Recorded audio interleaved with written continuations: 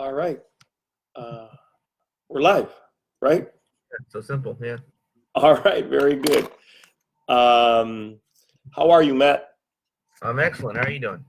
I'm doing fine, thanks. Um, uh, well, let's get straight into it. Just want to let you know that what I'd like to do uh, this morning is essentially, after our introductions, of course, I'd like to talk a little bit about um, uh, education. I'd like to talk about knowledge production, knowledge work, and specifically knowledge workers. And then we'll talk. We'll have that conversation about knowledge workers. I'll try not to use jargon because, of course, what I'm talking about when I say knowledge workers, I'm talking about teachers, right? I'll try not to use too much jargon at the outset, but once we get into the thick of things, I'll take you and other folks to Kapital, and particularly to chapter 15 of the book, whose title is, let me scroll back here the old-fashioned way, chapter 15, whose title is Machinery and Modern Industry. Of course, we're going to be looking at the first two sections of chapter 15, and then we'll proceed with the with various sections of this particular chapter as we proceed in the next 2 weeks or so. Okay. All right. So just before we get started and get into the chapter, is there anything that you'd like to mention? Any updates on your literary, poetic work? Anything we ought to know?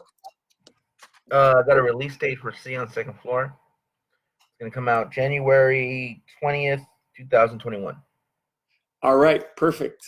Well, I know that you're getting all your ducks in order for that to happen, and everybody's doing their part. So we're looking forward to that publication. Well, let's get into it. Matt. I have notes here for myself that I'd like to follow, and my notes go like this.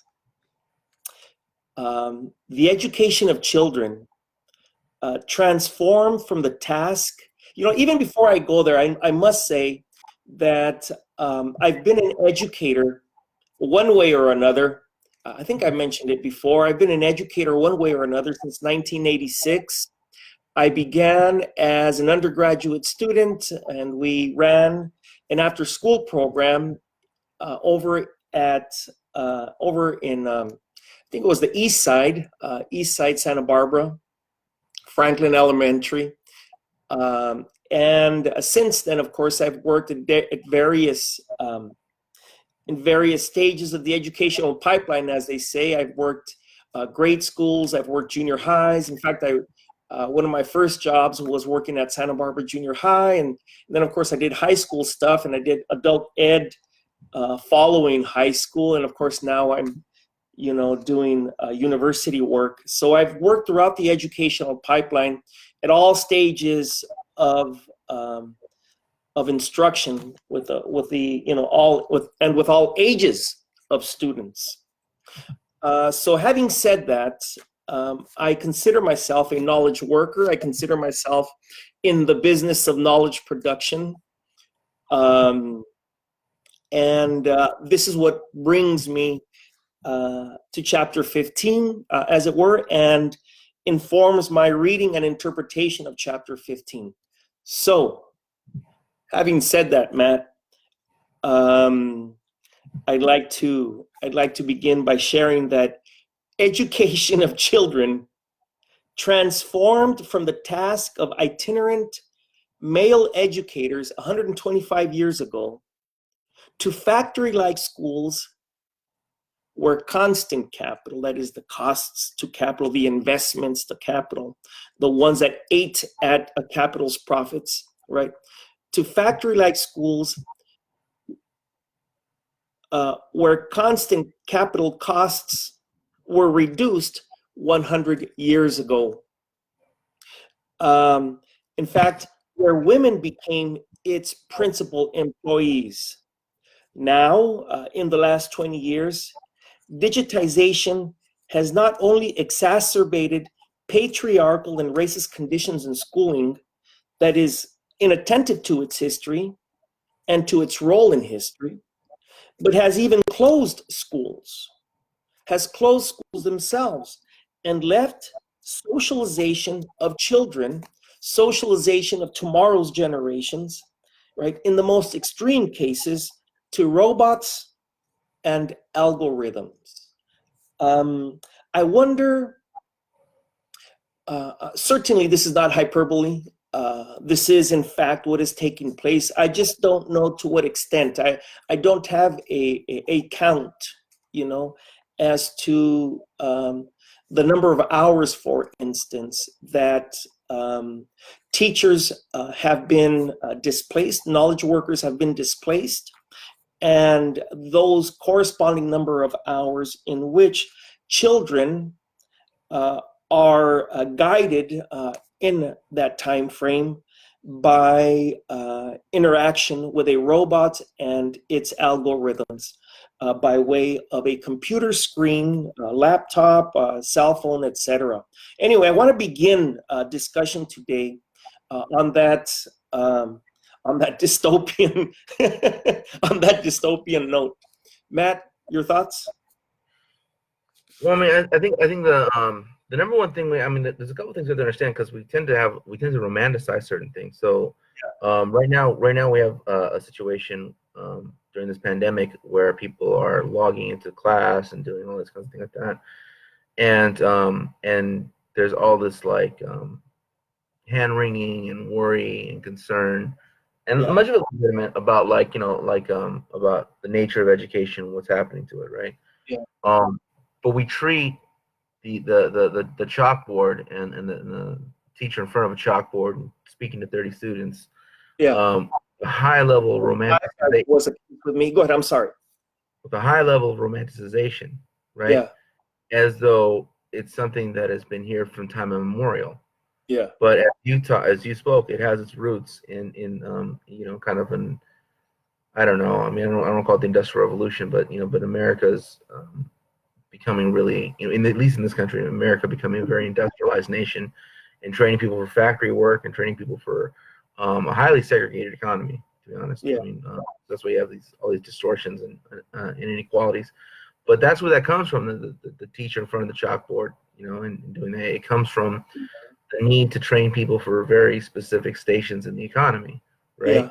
Of a changing economy, an economy that was changing in the 1800s, right? That's where that stuff comes from. So to think of it as this thing that's being lost to time, that's being lost and scattered to the universe by by this destructive force of blah blah blah blah blah blah, is not it's true, it's being destroyed, but it's also true that that system was not has not been here since time immemorial. It's not neutral. It's not ahistorical. Yeah. It's not neutral. It's not ahistorical. I mean, however you may view it. And it is destined. And it is bound to change. It is bound to change by the new technological instruments that are coming into being, just as it arrived upon the world scene to meet the demand of new technological instruments coming onto the scene, right? So, that's kind of like where I would start. Now, is it destroying people's lives and livelihoods and all these things from which they become dependent upon? Absolutely. I mean, like, you create, just because I say it's just because I say people's it's not inherent and there's nothing magical or special or inherently magical or special between the teacher, the connection between a teacher and a student, and all this kind of stuff that we tend to romanticize. Does not mean people's lives aren't dependent upon that. They they've shaped lives out Yeah. of this system that they need to survive. And this is, the not just like what's going on in the pandemic, but just like what's been going on for the past, like, decade or so, with the advent of, like, things called like the MOOCs and other kind Yeah. of weird, the MOOCs, and Yeah. and bringing in like Mocos. Sounds like mocos whenever I hear the word MOOCs. right. For those not familiar, do you know what it stands for? I can't right now. Yeah, modified. Yeah, but it's digital education. I'm sorry, I forget. It escapes my memory at the moment, but certainly it's digital instruction in higher education is where I've heard that. Yeah. Right, and so individual teachers are getting replaced with that. Individual teachers get replaced by, like, like Khan Academy or something like that, or by, some individual teaching a lesson, and that the teacher, they may choose to, like, to deliver this lesson and show across the world. I mean, they may be an excellent teacher, and maybe whatever, but that's not the issue. The issue is the livelihoods of millions of people being destroyed by, some guy doing a video presentation, right? Yeah. And so that kind of that's kind of where things are headed. And if that were done in a kind of responsible manner, if that were handled within an economy wherein people's needs are taken care of, it might become a painful transition, but it wouldn't become a transition that would result in the death and despair of thousands, if not millions, of proletarians. It would not result in the anxiety and the precariousness of so many. But it might take place in ways. I mean, because again, like technology, the movement of technology and the reshaping of things is always going to be painful, even when handled in a planned economy, even when handled even theoretically when handled in a planned economy, even when handled, within a system where people are cared for, because you get used to a way of life, and you get used to the patterns, and your brain starts to tell yourself stories, and you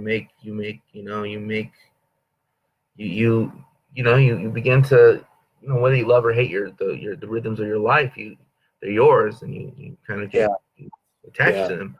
And so that doesn't happen on an individual level, that happens like collectively. But like, there really is nothing about the way we do things, there's that to be so romantic, to be like, that must stay forever, for time immemorial. Because nothing we do has been around since time immemorial. It's very little that we do, like, maybe burying the dead or something like that. But there's, aside from that, there's very little we do that is not something that somebody made up not that long ago. And so people will be doing different. I mean, I was reading like iRobot the other day, the Asimov thing, and it's so funny because he's talking about things set in the future, this distant future, which for him was 2007, and the whole thing was like 2050. They recall things that happened in 2007, right? So it's set in like 2050, right? Or it's 2050 something, and they're describing things that obviously didn't exist then and don't exist now, but the way they talked was like the way of like the 30s. Like, wow, that's an impressive combination, or that's an impressive like they got a fancy interest over there, and they were talking about businesses, but nobody calls businesses combinations or interests anymore. Right. And unless it comes back, I don't think they're gonna be saying combination interest in the 2050s either. So I mean, there's just waves and things, even with projections of the future, that we don't know, and it's just the things that we hold on to and we hold dear. They are going to go away, and I know that sounds kind of messed up, because you're talking about like people losing out on something that they hold dear, but that's going to happen. But how it happens is kind of the question. How it happens is determined by political struggle. But the march of technology is the march of technology. There's a march of technology in the hands of capital that leads to the current conditions in this case, of knowledge work. And then there is a march in history that is in the hands of labor, that gives labor and consumers opportunity to live a more multifaceted life with a variety of experiences where work is not a central, or rather labor is not a central consideration. But that's, that's the extreme and the utopian ideal, but that's, these are the competing interests. It's just that we are more closely couched in a dystopian moment, what with the world ablaze, the world diseased, and workers, some workers anyway, contained and confined and isolated from one another. Our difficulty, as a matter of fact, and getting back to the discussion, our difficulty is of course to get all workers to gather and unpack shared experiences that characterize the conditions of our labor and its methods. As I said, I was a school teacher, and in fact, I was a school teacher well before, I'd say, the cusp of digitization in schools in the mid-1990s. And it happened actually without my careful consideration. I wasn't thinking about the fact that I was in the middle of something, I saw it happening. I saw it as something. Of course, I was a younger teacher. I should say I was a young teacher, right? I was a young teacher and still inexperienced enough, at least I conceptualized myself inexperienced enough, that I divided my work from other people's work, and almost saw it as natural, almost saw it as normal. I was, the ESL teacher in high school. I was the social studies bilingual ed teacher in high school, and the computer person that ran the ESL classes. That's the work that she did. And it was unusual, of course, because it was new. But it was normal as I saw it, because of course I didn't see myself. I didn't recognize the historical significance of the work that I was doing, back in the early 90s when this stuff was brewing. Anyway, hindsight 15 years ago gave me the understanding of just what I was experiencing, 10 and even 15 years before that. Now, of course, school systems are entirely penetrated by digital technologies, and on account of crises beyond school systems control, right, the schools are themselves vacant. This recipe has really brewed well to create a host of methods of knowledge production that are more than amenable for capital to extract surplus value from knowledge workers, from teachers, right? And even exchange value from 8-year-olds, and there's a number of terms that I'd like to introduce, in fact, reintroduce, because of course, we've already talked about the difference between variable capital and constant capital. We've already talked about how variable capital, right, constitutes those costs, those investments to capital that are more entirely or out of their control, right? That if they are not in the control of labor itself, right, are in control of forces outside of the factory. And then there's constant capital, which constitutes those costs to capital that it can control and it can monopolize more completely relative to its variable costs.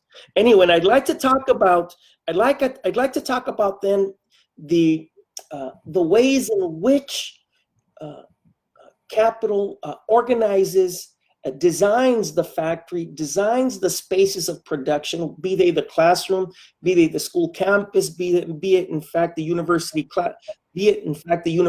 campus, and for that matter, the factory down the industrial road that makes cardboard boxes, right? That is, that it's wrestling with ways in which to contain and isolate labor, and to do so in ways that facilitate the extraction of surplus labor, and for that matter, surplus value. When we're talking about schools, of course, we're talking about a design of education that is increasingly patriarchal and racist, right? And leads even folks to embrace it without even thinking about what they're doing, and celebrate the fact that they are, quote unquote, homeschooling their children. Keep in mind, of course, that women do the socialization work of young children, and those folks who misrecognize the historical significance of their work, and those folks that misrecognize the historical significance of what's taking place as people are being educated, right? Often celebrate the fact that they are homeschooling their children. And of course, our sexist and patriarchal society is such that the homeschoolers, contained and isolated as they are at home, are disproportionately women. So your thoughts, Matt? Oh no, I think it's absolutely true. I think what you're saying is absolutely true. I mean, well, what I want to make sure that people understand that what we're talking about here is outside of the control of the school system. It just means that the system they didn't create. I mean, they didn't create the pandemic, right? So we're not conspiratorial here. This is all a ruse to get people to use digital technologies in the ways they did before, and then that's what's conspiracy. No, but much the same way as planners, city planners, and the education and people that were in charge of the educational system in New Orleans took advantage of the hurricane to restructure the school system, to restructure housing, to restructure all kinds of things in a very, very draconian, a greater way to just we call it consolidate wealth. In a highly racist manner. So too, situation are many people who have a vision of a different education system are taking advantage of this moment, and that's clearly happening. So you think in these times of crisis, when it would benefit everyone to come together in the same way it would benefit if we were all just living in a little village and there was a storm, everyone gather up and huddle up, right, and just and in these times where it'd be best for society to huddle up, this is the time when the scavengers pull off the blades. This is the time when they show their teeth. Is in a period of crisis, and so that's clearly happening right now. And people got to organize and fight against it. I mean, I said everything I said about technology changing things. That's true, but not in the hands of these people, not in the hands of these millionaires and billionaires who intend to do these things. And I really think that when we look at what's going on with the MOOCs, with digitization, with the technological things, that's the only thing that makes a charter school possible. The charter school movement's only possible because of these giant technological shifts that can replace people with machines. And it's not just this one instance. I mean, all across the board, labor is weak because there is the threat of automation. Labor would not be so weak were there not the threat of automation. I mean, the Reagan Revolution comes around. It doesn't happen independent because Ronald Reagan's a mean guy. Ronald Reagan isn't any meaner than is no less or more mean or meaner or more whatever than Richard Nixon. I mean, the things that Nixon was unable to do, and after after the Reagan administration, every administration has been a Reagan administration. Every administration has stripped labor. Every administration, because it's the direction of the economy. The direction of the economy is more towards more and more consolidation around machinery, and less and less labor power, right? And so in that context, you can have all kinds of battering of the unions, right, which includes the teachers union, and so that's kind of the world we're kind of living in. An example, I mean, I know just to kind of hop fields here, was the 5 for 15, right, which was largely, I mean, the largest component of the 5 for 15 was around fast food workers, right? I mean, they were kind of the face of it, right? Well, what was the big threat? The guy who was in consideration for the labor secretary of the U.S., Trump's first guy that he wanted to get, I can't remember his name right now, Jeff something, or I'll look up in a second. The CEO of Carl's Jr. and Hardee's. He said, if you do this, I will bring in, I will automate all the cashiers. Like, that's right. I remember that. Straight up. And so, like, that's what he said. So I mean, like, so that threat that hung over the 515 is the same context in which all these other things can be done. This idea that you can be replaced by a machine allows not just for those who would bring in the machine, but also allows for privatization, also allows for all these other things that could not happen were that not possible. You know what I'm saying? I truly believe that. I mean, yeah. So, all this like private-public partnership all happens within the grander context of automation, and the Wall Street couldn't take over as it is done if not for automation. I mean, right now we're looking at a gross. I don't know what the stats are today, but I noticed a few years ago you're looking at a gross world product, meaning everything produced around the world having a value of something like $50 trillion, and the derivative market being valued at $700 trillion. So that means that the derivative market is 14 times the size of the growth of the world economy. Now, what is a derivative? A derivative is a bet on a bet on a bet on a bet on a bet. A derivative is like that eventually traces its home back to a commodity. So it's like this can right here, right? This can is the commodity. Well, a derivative would be like almost like if you put this can in like a fun house, right? And let's say a reflection, a reflection, right? And so by the time you get to that 14th reflection, you're telling me that's a can.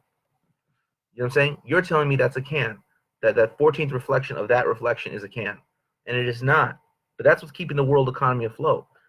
Like Bernie Sanders came out in 2016 and said that Wall Street has too much power, blah, blah, blah, blah. We need to regulate derivatives. I got a lot of this information from him, right? But the fact of the matter is that no, if you were to strip Wall Street of its power, the entire the global economy as we understand it would collapse, because it shouldn't exist, because we're running a capitalist system, and that does not match the capitalist production line. The forces of production have changed. So this kind of thing with I think Marx in here, he talks about in chapter 15 part 2, he talks about the machine. Let's see if I can find it. Exact quote. He's talking about how basically it's human labor that adds the value, and the machine isn't really given the rate at which a machinery transfers value to product, blah blah blah. The less value it gives up, so much more productive it is, and so much more is its services approximate to the natural forces. But the production of machinery by machinery lessens its value relatively to its extension and efficacy. So we're saying the machine is more effective than the human being. It's John Henry stuff, but the more the machine makes the machine, the less value there is in the final product, the less value there is in the commodity. Well, we live in that world of machines making machines, and there are people making machines, and there are people making commodities, right? But that is put on a world market that competes against machines making machines, right? Machines making commodities. And so in that world, the old market system can only be held up through a bunch of bets on bets on bets on bets on bets. That it can only be held up by doing these bizarre things with the market that do not correspond to reality. So we're living in a house of cards, and we've been living in a house of cards since almost my entire life. We've been living in a house of cards since the mid '80s. The capitalist system, as we understand, should have collapsed in like 1990. Like what we're living in is this bizarre distortion that when we read Marx, if we try to apply what Marx is saying to our reality, we'll think, well, Marx was wrong because look at all these things, that still function, and yet right? No, the truth is that like the that we're living in, this is like a completely untenable, fraudulent thing that we're living in, and it's lasted a long time, and it may last. Who knows how long it may last? But eventually, it's going to collapse because it really is a house of cards. It really is based on less and less and less. It really is this can being reflected 15 times and being sold to you as a can. That 15th reflection and its reflection has increased. I'm talking about the reflection, not the can. The reflection has increased along the way such that we are under the assumption that it's that reflection. We're under the assumption that it's not a reflection. We're under the assumption that it's really there and that it's much larger than it was 20 years ago. I mean, that's how odd and how chimeric and how fantastical and dystopian, as a matter of fact, our existence is. You made a hop, as you said, that sheds light on the historical significance and the importance of the fact that these distinctions that have been normalized in our consciousness, distinctions between different branches of labor and different branches of production, have been cemented and concretized in our imagination. And so it really makes it difficult for us to understand the shared, not just the shared methods of labor in which we find ourselves, but the shared conditions, the shared historical conditions in which we are laboring, that one can see the relationship between a so-called fast food worker, at the local fast food eatery, and recognize that the same challenges, or very similar challenges, if not the exact same ones, very similar challenges are confronted by educators at the local public school down the road. That one can do that happens as a consequence of a fair and objective understanding and objective reading of history, and those of us who have in our toolbox, in our theoretical and historical toolbox, a book called Kapital, are able to recognize that and able to map these things. As long as labor is spent on a machine, and consequently the portion of its value added to the product remains smaller. I'm transitioning into a quote here because I want to get into this battle that takes place between labor and capital. I want to get into this antagonism, this dialectic that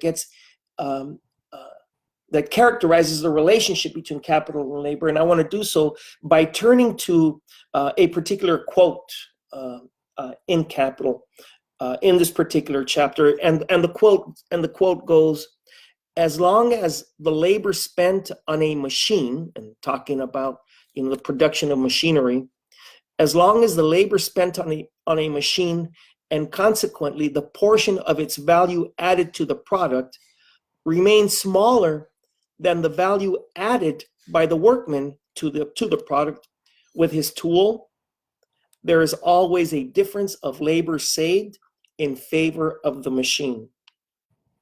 The productiveness of a machine is therefore measured by the human labor power it replaces. This is true, I add, because less variable capital is surrendered to commodity production. And then, of course, I have a last portion that I'd like to read before I ask about your thoughts. This all seems simple enough to comprehend. However, what distinguishes the existentialist from the economist, as far as this information is concerned, is that the existentialist recognizes that the arrangement and architecture of production on the factory floor, and for that matter, in the in the university or school campus are transformed by the insertion of labor-saving technology. And in addition to the subsequent material consequences, right, the arrangement of corresponding apparatuses on the floor, the modification of what constitutes rationality and efficiency, unemployment, off-campus, off-factory demographic shifts, etc., the existentialist recognizes the ways that the stations and positions of employment and unemployment have corresponding impact on the outlook, the inclinations, the culture, and the ideologies of society, right? So that the insertion and the imposition of machinery, technology, be it powered by steam or powered by electricity, be it transmitted by a drive shaft or transmitted by digital technology, whatever the machine happens to be, whatever the apparatuses happen to be, right? Their insertion, their imposition, their colonization, or their use to colonize a particular space has an impact on those that are left there, a cultural and an ideological impact upon those who misrecognize the conditions in which they find themselves, and has a corresponding impact, cultural and ideological impact on those folks that have been pushed out, right? And existentialists, sociologists, folks in Chicano and Chicano studies, those of us that are attentive to history, that are not the Jose Prado in the early 1990s, accepting as normal his division from the division of the ESL instructor who has the privilege of doing her work with a computer, where he has the obligation and the hard luck that he must use a textbook, right? That's how I was thinking, in the early 90s when this stuff was coming up. Anyway, I just want to see what you think about this, this question of the ideological consequences, the cultural impact. Yeah. Well, I want to make sure it's understood, like, across the board. You have these are like direct quotes, right? I do think that people over the past century have been replaced by machines and will continue to be. That's Sergey Brin, co-founder of Google. You order on a kiosk, you pay with a credit card, or your order pops up and you never see a person. That's Andy Puzder. And here's the one that always really just like, I connected these a while ago. It's a man wrote in 2016, but look at this one. Han Hai has a workforce of over 1 million people worldwide. As human beings are also animals, to manage 1 million animals gives me a headache. Terry Gu. And Terry Gu is the CEO of Foxconn Technology Group, which is the largest manufacturer in the world, right? Foxconn is based in China. It's the largest. Yeah. So you have these you have these people, in manufacturing, you have people in technology, and you have people in the service industry, all saying the same thing, which essentially is that machines are coming in and human beings are going out. And so that is the direct. This is not some zany Marxist conspiracy. This is not some whatever. This is not academics streaming words together, and this is not whatever. That's out of the mouths of the CEOs, of people whose job it is to manage these giant corporations, and that's coming from various fields, right? So you have technology, manufacturing, as well as service, and they're all saying the same thing, which is that the job of today is not guaranteed tomorrow. And so that's kind of the world that we have to prepare for, for the more revolutionary minded, that's the world you have to fight for. And the world you fight for is where these things are done under popular control, under popular demand. But it's not to be a Luddite and oppose the technological shift. It is really to actually be in the driver's seat, to be the one that is pushing the technology, to be the one that is able to for us to be the ones who are guiding how society should be restructured around these things. You know what I'm saying? And it's just like you can reduce it to like an individual. You lived in an apartment, now you live in a house. You lived in a house, now you live in a high rise, or whatever. You live in an apartment. I mean, like you. It, you should be able to decide, well, if you're going to use the elevator or the stairs, right? So that's the kind of like what we're talking about here, like the ability that the fact of the matter is that certain things are going to leave, and just as things have left before, and it's a question of like political power to define how our lives will be shaped around these new things. But that our lives will be shaped around these things is not the question. How our lives should be shaped around the new thing is the question. Yeah. It speaks to your statement speaks to this tension, however broad the tension is, and however divided the poles are. And we mentioned it just a few moments ago, that technology is, marching on. Of course, is to some extent anyway. It's inevitable. Our task is to appropriate technology.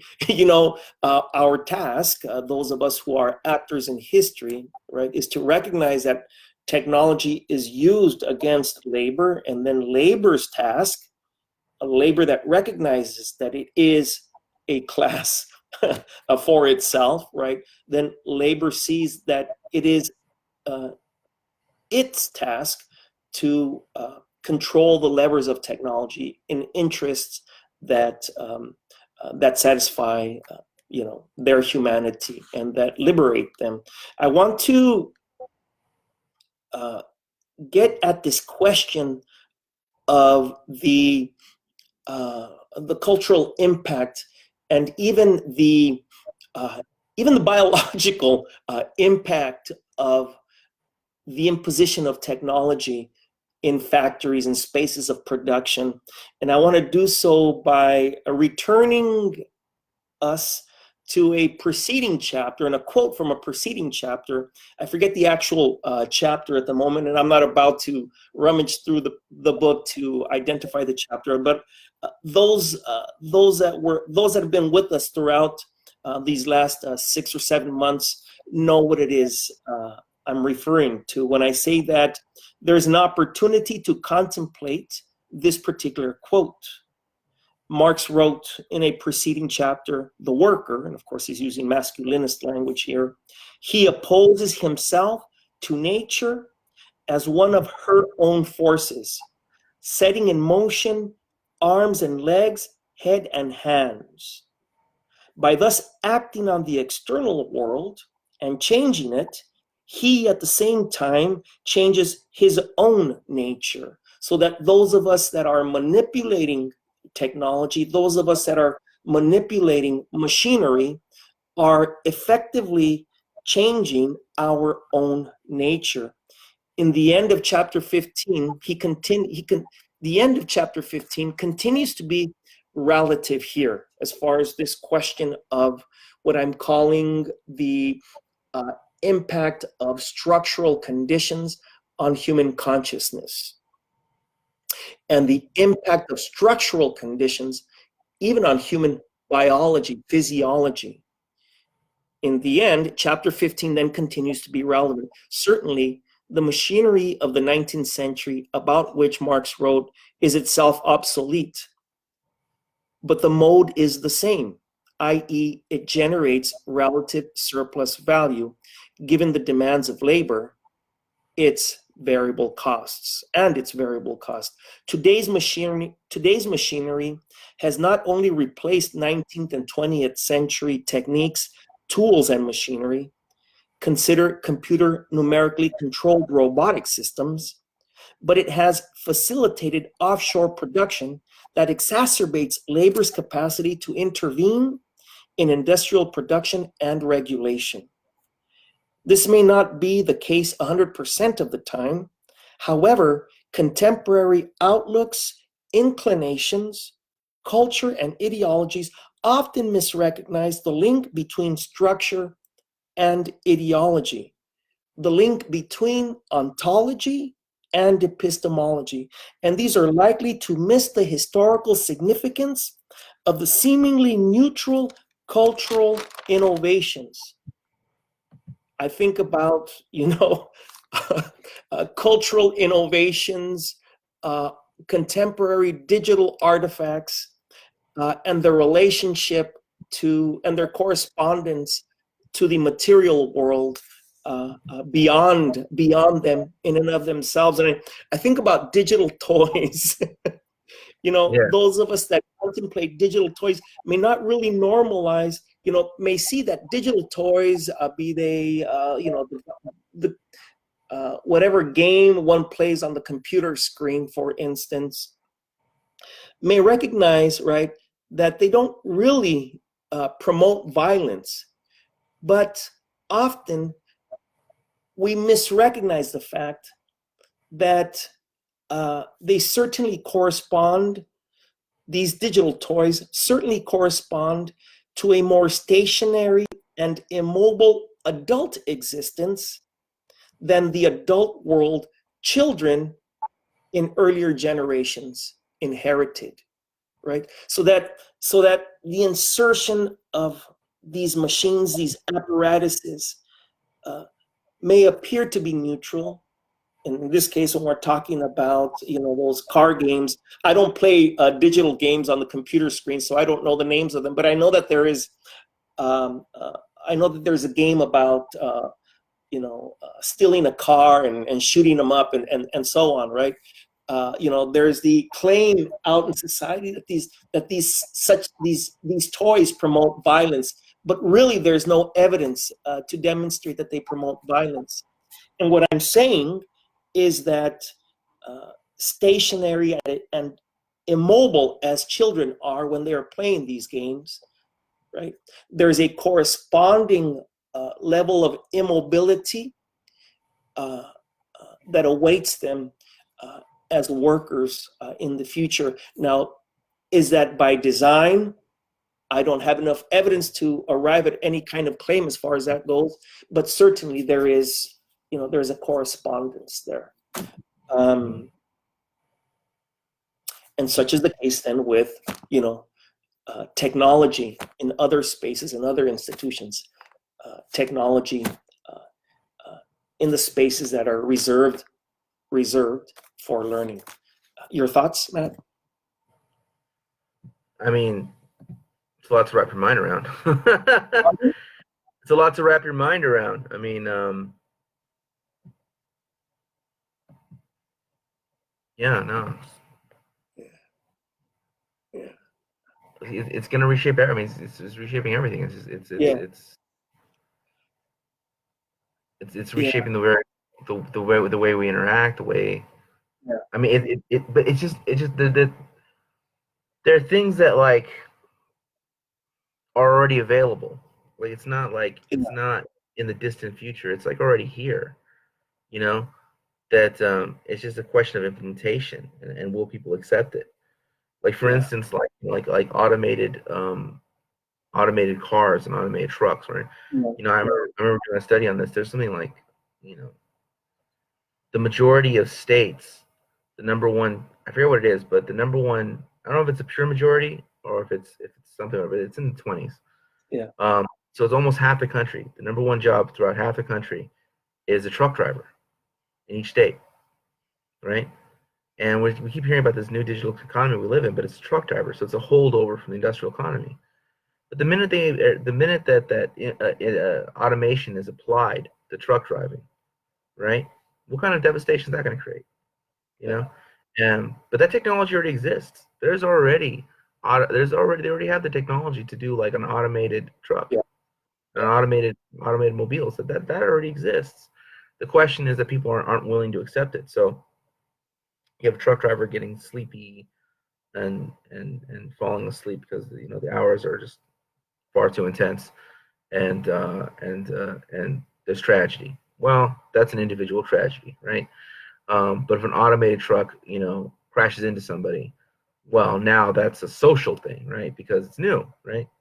And it's like, oh my God, these things are gonna, what are we gonna do? Blah blah blah blah. And yet, the likelihood of an automated truck, crashing into somebody versus like a human being, the human hair is probably higher now, and maybe if it's not, it will be in like 10 years as the technology Yeah. develops, right? Yeah. But people won't accept that because people will not accept like being killed by a truck being guided by satellite. They want to be killed by another human being. And people won't accept the Google Glass, like having a computer on your face because it makes them feel like a cyborg, right? Yeah. But that already exists. Yeah. So there's all these things that already exist that they're having difficulty rolling out because people just don't want to accept it. But today's 3-year-olds may accept it in 15 years. that's right. Today's 3-year-olds may accept it in 15 years. And so, the real thing is that the future doesn't show up all at once. Dystopia doesn't show up all at once. It shows up in patches. But we really have to understand that what we're fighting here for, what we need to fight for, it's a political struggle. It's the power to shape these things, right? And that doesn't change. What we need is for the people, for the proletarians, to seize the means of production, whatever they may be. So in a previous time, the means of production was a factory that required human labor to go into it. But now, as we find ourselves expelled from that whole process, from that production process, we still need to seize those factories. We still need to seize the means of production. We still need to seize the way in which things are doing so that we can control how society should be governed. And that doesn't change. That doesn't change. That remains the same. That is a political struggle. A political struggle is a struggle for power. A political struggle is not so much of what we've made it out to be in the last decade or so, which is a struggle over an ideological struggle over what can and can't be said. Yeah. Various avenues. That's not a political struggle. Political struggle is one for power. It's not about representation. It's about power. It's about the power to reshape things. It's not just about who is doing what. It's about what is being done. Yeah. And that is what we need to engage in. So but go ahead. I don't want to interrupt you. But no, but as we look at what you're describing, we really see that we are being transformed from one thing into another, in a very, very rapid fashion. Yeah, I was. One of the things that I've been thinking about as I've been reading chapter 15 is if the chapter is obsolete. And of course it's not. It's just that the question presented itself to me immediately on account of his discussion of machinery, of 19th century machinery that is not even used. I don't even think it's used in, a conventionally termed third world countries. I mean, leather belts, for instance, aren't in place in Singaporean carpentry shops. I mean, they're using the kind of machinery that was in place 30, 40 years ago here in the United States to produce the furniture with which we furnish our homes here in the United States. So I was thinking about this, but then really the more fundamental question is the pattern of exploitation. And there then the question is not, is the machinery in and of itself the problem, but rather, as far as labor is concerned, but is the push to generate surplus value the problem? Is the push to isolate and to contain and to design production within the interest of capital that reduce its cost? Is that the problem? So it could easily be a computer, or it could be, a planing machine that dimensions wood. Anyway, are there any? I don't see the computer screen, Matt. Do you happen to see it? Yeah. Are there any questions for us? Let's see.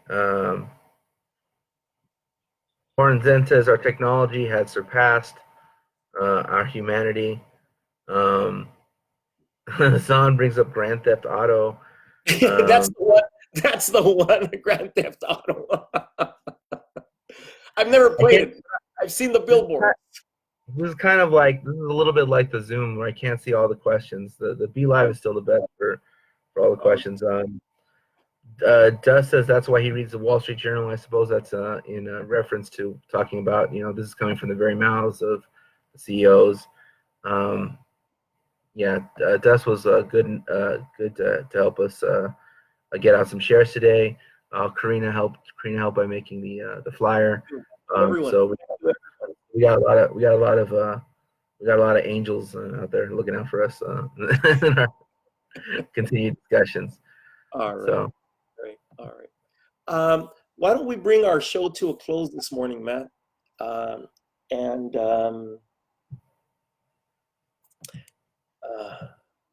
Bring some poetic closure, please. All right, here we go. This one is from this one's called "The Cold." Ronald Reagan's "Cold Dead Hands." It goes like this. Oh man, there we go. To close down schools and build more prisons. To close down schools and build more prisons. To close down schools and build more prisons. It's been that way since boarding natives, Mexican schools, the white architects of a black education, land theft and enslavement, caging and pennies on the dollar. To close down schools and build more prisons. To close down schools and build more prisons. To close down schools and build more prisons, and they find ways to fill them. I'm writing this in the middle of a global pandemic, wherein we're in deep shit, wherein the rich get rich and the poor get sick. Several generations in the 20th year of the 21st century, rapidly approaching the 11th administration of Ronald Reagan, when the rich get offshoring, bailouts, derivatives, and automation, and the rest get with debt, homelessness, and mass incarceration, then told not to ask why they close down schools and build more prisons. I'm hoping this finds you in better times. I hear reference to Bill Watkins there. Yeah. Wonderful. Wonderful. Okay, Matt. Well, thank you very much.